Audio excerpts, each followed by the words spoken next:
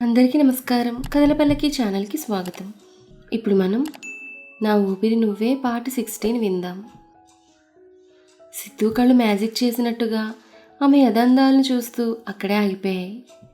మెడలో పచ్చగా తను కట్టిన తాళిబొట్టు కనపడుతూ ఉంటే భర్తన్న హోదాలో దర్శన మీదకు లాక్కుని మెడ మీద ముద్దులు పెడుతూ పెదాలను కిందకు తీసుకెళ్తుంటే కళ్ళు తెరిచిన దర్శి ఒక్కసారిగా సిద్ధును వెనక్కి తోసింది గట్టిగా.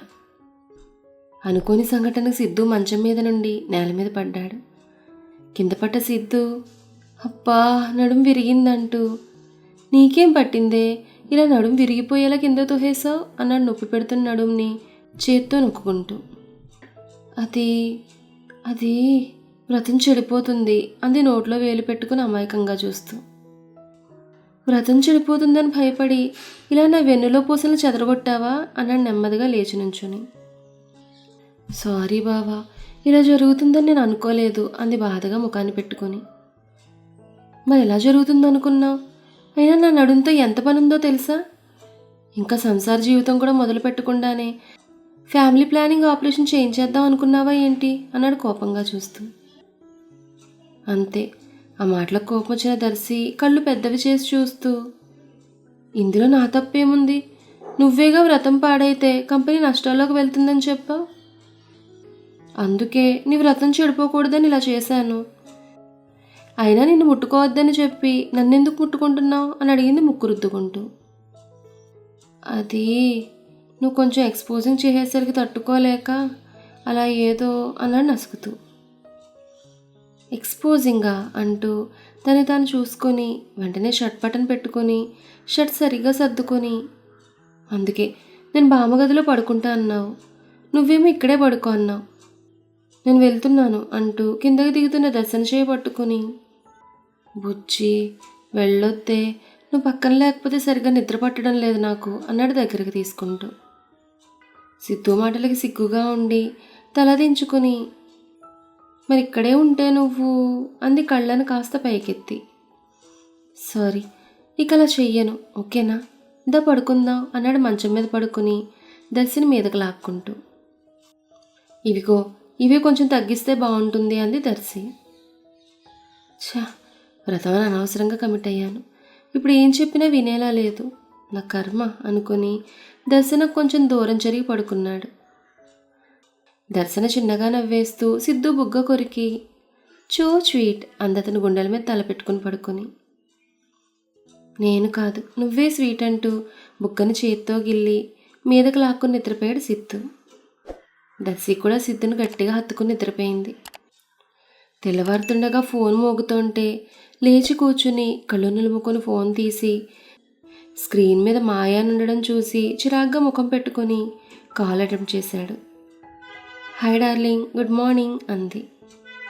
రాని నవ్వుని పెదాల మీద కరువు తెచ్చుకుంటూ గుడ్ మార్నింగ్ అన్నాడు సిద్ధు కూడా. ఈరోజు సండే కదా, ఆఫ్టర్నూన్ లంచ్కి వెళ్దామా బయటికి అని అడిగింది. అది అని ఆలోచిస్తుంటే నీకు వీలు కాకపోతే చెప్పు, ఇంకో ప్లాన్ వేద్దాం అంది మాయ. అదే మంచిదనిపించి నాకు కొంచెం ఇంట్లో పనుంది అందుకే రాలేను, ఇంకోసారి వెళ్దాం అన్నాడు సిద్ధు. ఓకే అయితే, నేను ఎలాగో మీ ఇల్లు చూడలేదు కదా, అందుకే లంచ్కి మీ ఇంటికే వస్తాను, ఏమంటావు అంది కావాలని. నో అన్నాడు గట్టిగా. ఏమైంది అంది ఇన్నోసెంట్గా గొంతు పెట్టుకొని. మా ఇంటికి వస్తే నేను దర్శి చేతిలో అయిపోతాను అని ఒక రీల్ వేసుకున్నాడు. చేతిలో చీపురు కట్టతో నిలబడున్న దర్శి కళ్ళ ముందుకు రాగానే జడుచుకుని వద్దు, మా ఇంటికి వద్దు, నేనే వస్తాను బయటికి అన్నాడు సిద్ధు. ఓకే, షార్ప్గా 1 o'clock love stay hotel, bye అని చెప్పి ఫోన్ కట్ చేసి అలా రా దారికి, లేకపోతే నాతోనే డ్రామాలు చేద్దాం అనుకుంటావా అని తనలో తానే నవ్వుకుంది మాయ. ఇంతలో వాష్రూమ్ నుంచి వచ్చిన దర్శి ఎక్కడికి వస్తానంటున్నారు అంది. అది ఒక క్లయింట్ని కలవాలి, మధ్యాహ్నం లంచ్ టైంకి వస్తానని చెప్తున్నాను అన్నాడు తడబడుతూ. అవునా, ఇంకా మీరు ఇంట్లోనే ఉంటే బయటకు వెళ్దాం అనుకుంటున్నాను అంది మూతి ముడుచుకుంటూ. దాందేముంది, నైట్ డిన్నర్కి వెళ్దాం సరేనా అన్నాడు దర్శిని దగ్గర తీసుకుంటూ. అంది పెదాలను అప్పుడే విరుస్తున్న గులాబీలా పెట్టి నవ్వుతూ. దర్శి ఎర్రటి పెదాలను చూస్తూ, ఇప్పటి వరకు వీటి రుచి చూడనే లేదు నేనంటూ పెదాలను చేత్తో టచ్ చేశాడు.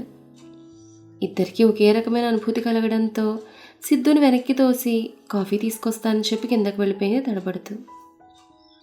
దాంతో సిద్ధు చిన్నగా నవ్వుకుని వాష్రూమ్కి వెళ్ళాడు ఫ్రెష్ అవ్వడానికి. సిద్ధు టిఫిన్ చేసి రెడీ అయి బయటికి వెళ్ళాడు. నిన్నటి నుండి అను మూడేం బాగాలేకపోవడం చూస్తున్న దర్శి అను రూమ్లోకి వెళ్ళి, పద షాపింగ్ చేయడానికి బయటకు వెళ్దాం అంది. నేను రాను అంది అను. నువ్వు ఇలాగే చెప్తావు నాకు తెలుసు. నువ్వెన్ని చెప్పినా మనం బయటకు వెళ్ళి తీరాలి. అలా షాపింగ్కి వెళ్తే నీ మూడ్ కూడా సెట్ అవుతుందంటూ అనుని బలవంతంగా ఒప్పించి షాపింగ్కి తీసుకెళ్ళింది. ఇద్దరూ షాపింగ్ చేస్తూ సరదాగా టైం స్పెండ్ చేశారు. ఇంట్లో ఉన్నప్పుడు కన్నా బయటకు వచ్చాక అను మూడ్ సెట్ అయింది.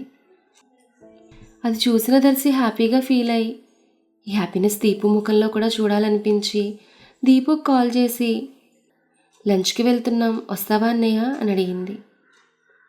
నువ్వు వాడు వెళ్తుంటే నేనెందుకు మధ్యలో పానకంలో పుడకలాగా అన్నాడు అను పెళ్లి విషయమే ఇంకా ఆలోచిస్తూ. అయ్యో అన్నయ్య, నేను సిద్ధుతో బయటకు రాలేదు, అనుతో వచ్చాను అంది. వాట్, అనుతోనా అన్నాడు ఎక్సైట్ అవుతూ.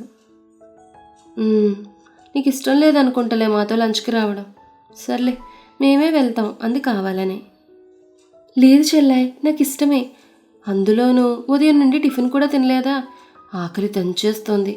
అందుకే నేను కూడా వస్తాను. ఇంతకీ ఎక్కడికి రావాలి అన్నాడు దీపు. లవ్ స్టే హోటల్కి అంది దర్శి. 5 minutesలో అక్కడ ఉంటానని ఫోన్ కట్ చేశాడు. దాంతో దర్శి నవ్వుకుని ఫోన్ కట్ చేసి, షాపింగ్ చేసి అలసిపోయాను, ఆకలేస్తోంది, లంచ్ చేయడానికి వెళ్దామా అను అంది అను వైపు చూస్తూ. సరే అంది అను. సరే పద అంటూ హోటల్కి క్యాబ్ బుక్ చేసింది దర్శి. కార్నర్ సీట్లో ఎదురెదురుగా కూర్చునున్నారు మాయా సిద్ధు. మాయా సిద్ధు వైపే చూస్తోంది. సిద్ధు ఫోన్లో గ్యాలరీ ఓపెన్ చేసి దర్శన పిక్స్ చూస్తూ మురిసిపోతున్నాడు. ఏం చేస్తున్నావు అని అడిగింది మాయా ఫోన్ వైపు క్యూరియాసిటీగా చూస్తూ. ఏం లేదు చెప్పు అన్నాడు ఫోన్ ఆఫ్ చేసి టేబుల్ మీద పెడుతూ. నేనేం చెప్తాను, నువ్వే చెప్పాలి. ఎప్పుడు మీ ఆవిడికి విడాకులు ఇస్తున్నావు అంది డైరెక్ట్గా. ఆ మాటకి మంచినీళ్ళు తాగుతున్న సిద్ధుకు పొలమారింది. అందుకే నీళ్లు ఒంటి మీద ఒలిగాయి. పక్కన ఉన్న టిష్యూ తీసి సిద్ధుకి ఇచ్చింది మాయ. చిన్నగా నవ్వి కోడి తుడుచుకుంటున్నాడు సిద్ధు. చెప్పు, విడాకుల మ్యాటర్ ఏం చేశావు అంది మళ్ళీ. ఆలోచిస్తున్నాను అన్నాడు నెమ్మదిగా. ఇంకా ఆలోచించడం ఏంటి, మన మనసులో తనువులు రెండూ కలిశాయి కాబట్టి మనం ఒకటవ్వడమే న్యాయం అంది ఏదో కోర్టులో జడ్జి తీర్పిస్తున్నట్టుగా. ఎస్, నువ్వు చెప్పింది నిజమే అన్నాడు ఏదో ఆలోచిస్తూ. ఆ మాటకి గురున్న దారిలోకి వస్తున్నాడు అనుకుంటోంది మాయ తన మనసులో. కానీ ఇంట్లో వాళ్ళకి ఏం చెప్పి విడాకులు తీసుకోవాలో నాకు అర్థం కావడం లేదు అన్నాడు ఆలోచిస్తూ. ఇంకేం చెప్తావు, మన మ్యాటర్ గురించే చెప్పు, నిజం చెప్పి వాడిని కన్విన్స్ చేయి అంది మాయ. వాట్, మన మ్యాటర్ గురించి ఇంట్లో వాళ్ళకి నిజం చెప్పాలా అన్నాడు కొంచెం గట్టిగా. అప్పుడే వారి ఫుడ్ ఆర్డర్ వచ్చింది. నెమ్మదిగా, ఇది హోటల్ అంది సర్వర్ని చూస్తూ. సర్వర్ ఫుడ్ సర్వ్ చేసి వెళ్ళిపోయాడు. నేను అరిచిన అరుపు అందరికీ వినపడినా మన మ్యాటర్ అర్థం కాదు, కానీ అలాంటి దానికి నువ్వు భయపడుతున్నావు. మరి నేను ఆ విషయాన్ని నా ఇంటి వాళ్ళతో నేను ఎలా చెప్తాను చెప్పు అన్నాడు కూల్గా. అదే నిజమే, కానీ ఇలా ఎన్ని రోజులు అంది మాయ. ఏమో తెలీదు అన్నాడు నోట్లో స్పూన్ పెట్టుకుంటూ. నువ్వు కావాలనే మాట దాడుతున్నావు, నాకు అర్థమైంది. నిన్నెలా మ్యాటర్లోకి రప్పించాలో నాకు తెలుసంటూ తింటూ ఆలోచిస్తోంది మాయ. హోటల్ ముందు ఆగిన క్యాబ్లో నుండి కిందకి దిగారు దర్శి అను. దర్శి డబ్బులు పే చేసి షాపింగ్ బ్యాగ్స్ పట్టుకుని ముందుకు కదిలింది. అను కూడా కొన్ని బ్యాగ్స్ పట్టుకుని లోపలికి అడుగుపెట్టింది. ఇద్దరు వేరే కార్నర్ సీట్స్ దగ్గరికి వెళ్ళి కూర్చున్నారు. వదినా, డ్రెస్సెస్ బాగున్నాయి కదా అంది తను చేసిన షాపింగ్ బ్యాగ్స్ చూస్తూ అను. అవునను అంది. వీడేంటి ఇంకా రాలేదు అని అనుకుంటూ ఎంట్రన్స్ వైపు చూస్తూ. వదినా, ఆకలిగా ఉందన్నావు కదా, ఆర్డర్ ఇద్దామా అని అడిగింది అను. అది కాసేపు ఆగను, ఒకరు వస్తున్నారు, తను వచ్చాక ఆర్డర్ ఇద్దాం అంది. ఎవరు, మా అన్నయ్య అని అడిగింది అను నవ్వుతూ. "ఉహుం, కాదు మా అన్నయ్య" అంటూ ఎంట్రన్స్ నుంచి వస్తున్న దీపు వైపు చూపింది. ఎవరన్నట్టుగా ఎంట్రన్స్ వైపు చూసిన అను కళ్ళు చిన్నగా మెరిశాయి. పెదాలపై చిరునవ్వు కూడా విరిసింది. అది చూస్తూనే దర్శి చాలా హ్యాపీగా ఫీల్ అయింది. ఇంతలో దీపు వచ్చి వీరి ముందు కూర్చున్నాడు. "హాయ్ చెల్లాయ్, హాయ్ అను" అని ఇద్దరిని పలకరించాడు దీపు. హాయ్ అన్నారు ఇద్దరు.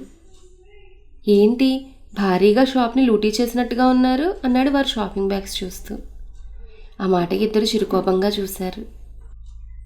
"అబ్బే, నా ఉద్దేశం ఎక్కువగా కొనేశారని" అన్నాడు. షాపింగ్ విషయంలో లేడీస్నంటే ఒప్పుకోరని మర్చిపోయి తన తప్పును కప్పిపుచ్చుకోవడానికి హీ అని నవ్వేస్తూ. "వదినా, ఆర్డర్ ఇద్దామా" అందాను. అంది నిరాశగా దర్శి. "ఏమైంది? మా బావగాడు లేడనా మా చెల్లి ముఖం ఎలా అయింది" అన్నాడు దీపు. దర్శి ఏం మాట్లాడకుండా ఊరుకొని ఏదో గుర్తొచ్చిందానిలా, "నువ్వెళ్ళలేదా మీటింగ్కి" అని అడిగింది. "ఏం మీటింగ్" అన్నాడు అర్థం కానట్టుగా చూస్తూ దీపు. "అదే, ఎవరో క్లయింట్స్ వస్తున్నారు, మీటింగ్ లంచ్ వాళ్ళతో నేను చెప్పాడు సిద్ధు" అంది దర్శి. "ఓహో, బావ చెల్లికి మీటింగ్ అని చెప్పి ఆ మాయితో డేటింగ్కి వెళ్ళాడా?" అలా అని దర్శికి తెలిస్తే వాడుకుంటుంది ఔటింగ్ అనుకుంటూ ఉండగా, "ఏం ఆలోచిస్తున్నావు, సమాధానం చెప్పు" అంది దర్శి. "అది అవును, మీటింగ్ ఉంది, కానీ నేనే మనసు బాగోక వెళ్ళలేదు" అన్నాడు దీపు. "అవునా" అంటూ చుట్టూ చూసింది. చుట్టూ కపుల్స్ కూర్చుని మాట్లాడుకుంటూ లంచ్ చేస్తుంటే దర్శికి సిద్ధు బాగా గుర్తొచ్చాడు. అక్కడ సిద్ధుకు కూడా దర్శి ఎందుకో బాగా గుర్తొస్తోంది. అందుకే తనకు కాల్ చేసి మాట్లాడాలనిపించి వాష్రూమ్ అని మాయకి చెప్పి వాష్రూమ్లోకి వచ్చి దర్శికి కాల్ చేయడానికి ఫోన్ తీసుకున్నాడు చేతుల్లోకి. సరిగ్గా అప్పుడే దీపు నుంచి కాల్ వచ్చింది. ఇదేంటి వీడు ఇప్పుడు కాల్ చేస్తున్నాడు అనుకుంటూ ఫోన్ లిఫ్ట్ చేసి, "హలో చెప్పరా" అన్నాడు చిరాగ్గా. బావా, ఎక్కడున్నావు" అన్నాడు దీపు. "వాష్రూమ్లో" అన్నాడు సిద్ధు. "అప్పుడే పని కానిచ్చేసావా" అన్నాడు దీపు చిన్నగా. "లేదు, పని సగంలో ఉంది" అన్నాడు సిద్ధు భోజనం గురించి. "మధ్యలో ఉండగా వాష్రూమ్లోకి ఎందుకు వచ్చావు" అన్నాడు దీపు ఇంకో విషయం గురించి ఆలోచిస్తూ. "మధ్యలో ఉండగా దర్శి గుర్తొచ్చిందిరా, చెయ్యబుద్ధి కాలేదు" అన్నాడు సిద్ధు బాధగా. "చూసావా బావా, నా చెల్లి నీ గుండెలో టెంట్ వేసుకుని కూర్చుంది, అందుకే నువ్వు తన్ని మోసం చేసి పరాయి ఆడదాని వంటిని తాకలేకపోతున్నావు" అన్నాడు దీపు. "పరాయి ఆడదాని వంటిని తాకలేకపోతున్నానా? ఏం మాట్లాడుతున్నావురా? కాస్త అర్థమైనట్టుగా మాట్లాడుచావు, అంతేగాని నీ చెల్లెలా తింగరగా మాట్లాడుకు" అన్నాడు చిరాగ్గా సిద్ధు. మరి ఆ తర్వాత ఏం జరిగిందనేది నెక్స్ట్ ఎపిసోడ్లో తెలుసుకుందాం.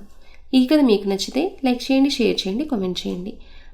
అలాగే మన కథల పల్లకి ఛానల్ని సబ్స్క్రైబ్ చేసుకుని పక్కనే ఉన్న బెల్ ఐకాన్ని క్లిక్ చేయడం మాత్రం మర్చిపోకండి. ధన్యవాదాలు.